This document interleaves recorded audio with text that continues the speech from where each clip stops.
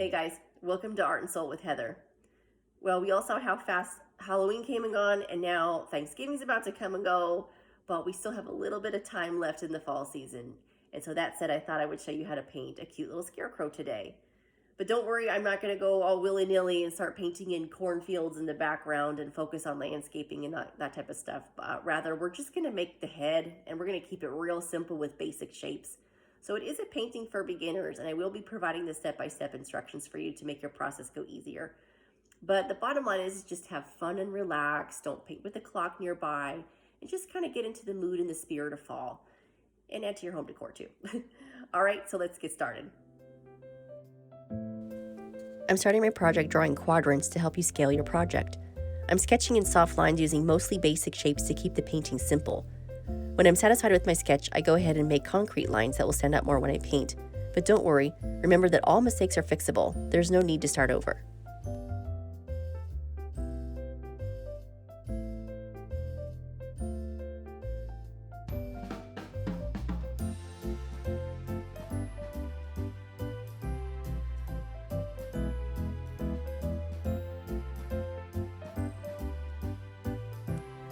I'm beginning with the background using my 3/4 inch tip flat brush and filling it in with the color pale blue.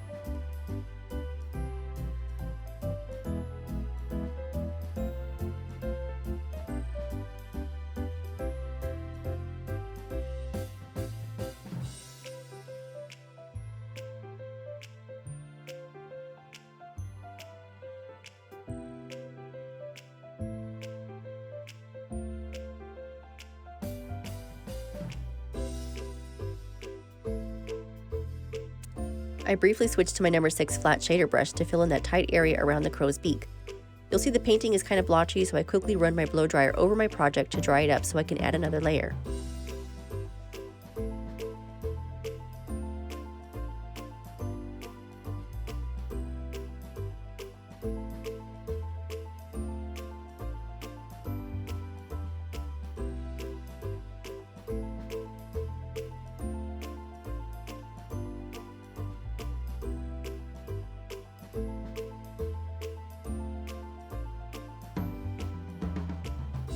Using the same brush, I'm just adding little bits of the color white in random areas, doing back and forth brush strokes to give my background a soft texture look.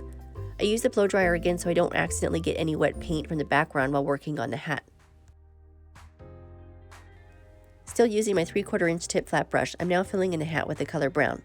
It's a thin coat, which is nice because that lets me add some texture or a pattern in the hat when I go over the paint using my wisp brush. A wisp brush has an edge that looks similar to a comb.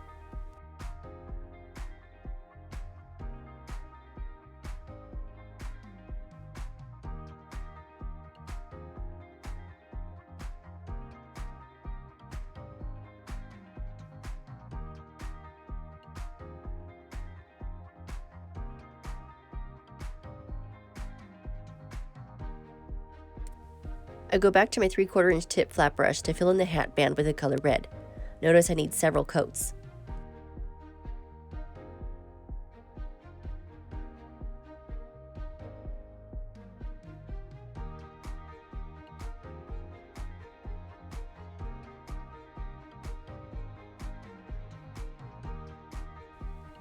For the face, I'm still using the same brush, but now I'm filling it in with the color coral.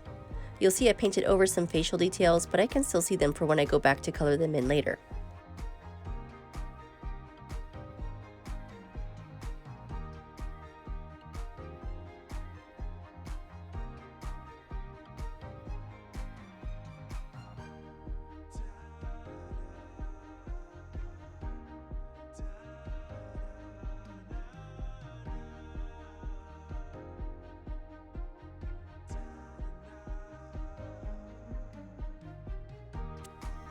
Here I add a touch of brown to create some shadowing on the face and just make my brush follow the contour of the face to make it smooth and evenly blended.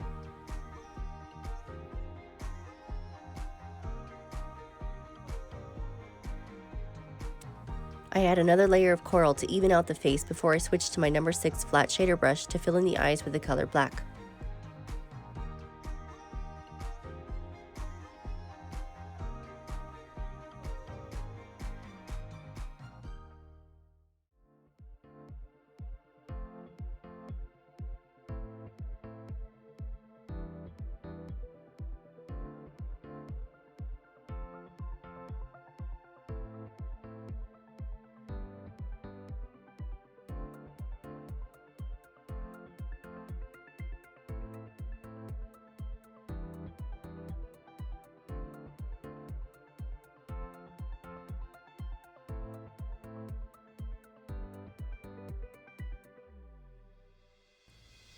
I change brushes again to my number 12 half-inch tip flat brush and fill in the nose with the color red.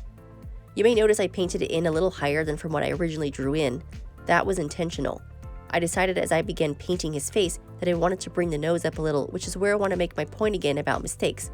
You can always fix them, or you can change your mind at any point about anything. This is your painting. Make it how you want it.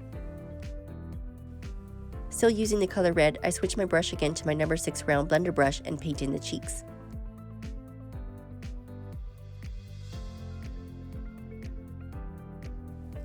I go back to the color black and paint in the mouth with my number 10 round tip brush. When that's done, I use my number 5 round tip fine detail brush to clean up my lines with the color coral and cover any changes that I made.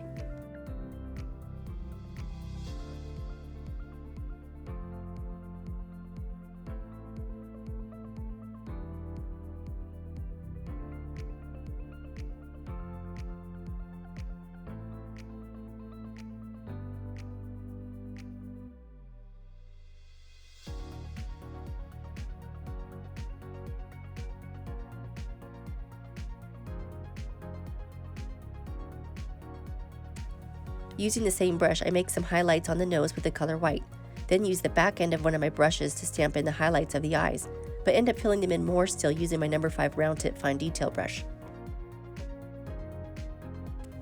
Next, I add the stitching marks around the nose and around the mouth with the color black. I also add a little bit of red and white details for the mouth.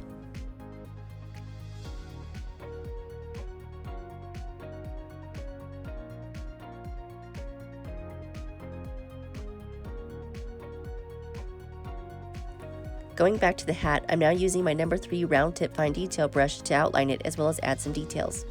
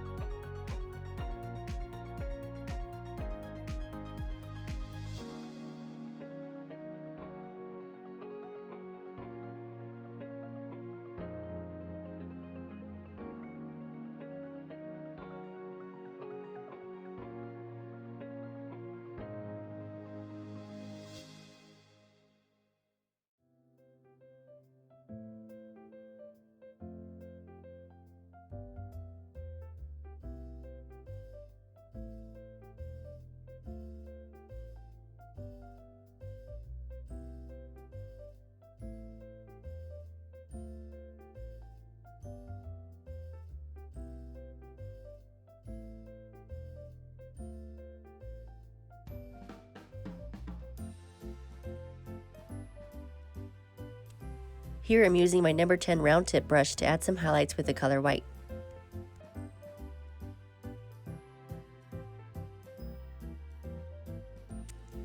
For the hair, I use a combination of colors with my number 6 flat shader brush, starting with the color brown as the base color. Notice I just add a few strands for the hair, but I heavily concentrate it around the neck. The next layer is the color flesh tan followed by sunshine yellow. You'll see the yellow is only used for the hair, at least for this area and brush. I also add a few strands of white for highlights and then switch to my number 5 round tip fine detail brush and include some black to help make the hair look more separated and foreshadowing.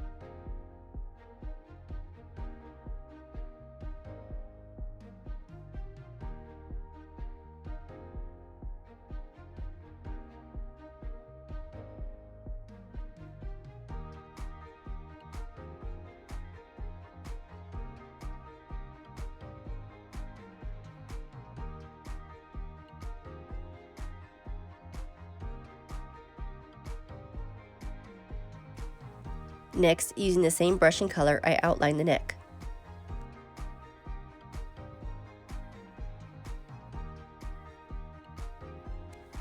Here I go back to Sunshine Yellow and use the back end of my brush to create something similar to a rope before I paint in the tassels.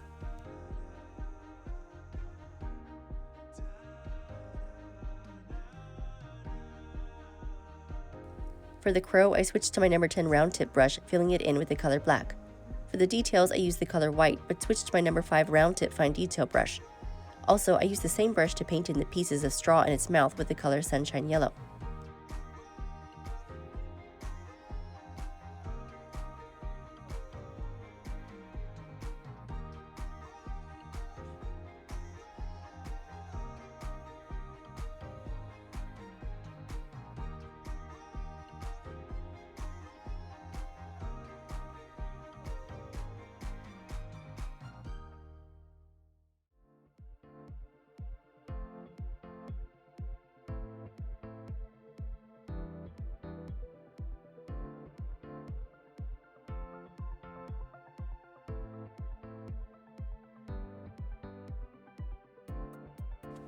For finishing touches, I'm just going to paint in a few falling leaves using the same brush, but notice I make the leaves dual colors, which are red and orange spice.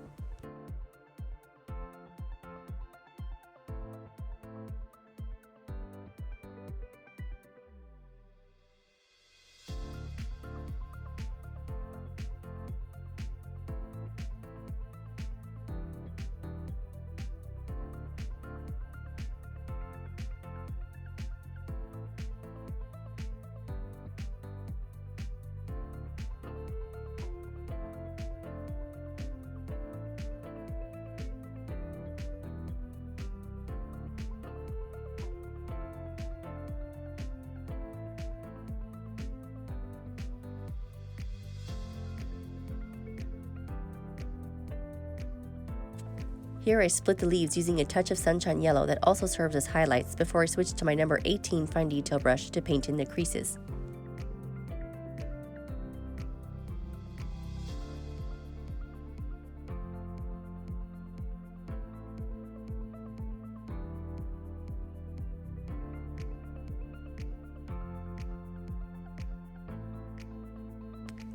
Here's the finished product. I think it's super cute and so fitting to add to your fall season decor. And what's nice is this was pretty simple. If you liked the tutorial, please be sure to not only share it, but to hit like and subscribe for more videos. But more importantly, remember to thank God for this opportunity and always paint from the soul.